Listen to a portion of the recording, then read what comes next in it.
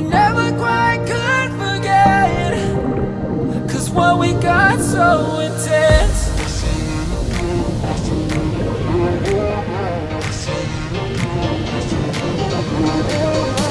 feel it again, I feel it again, I feel it again. We're bringing this back to life.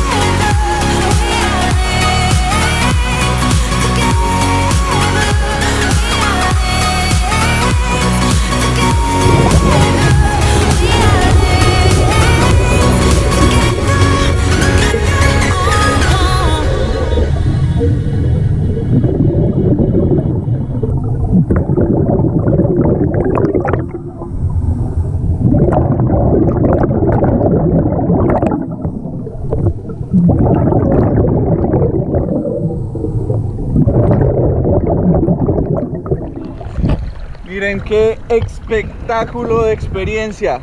Ya hicimos nuestro buceo a 18 metros.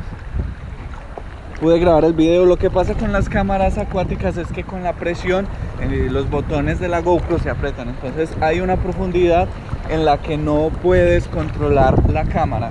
Entonces la misma presión del agua hace que el botón de iniciar o parar video se active automáticamente. Pero espectacular. Genial.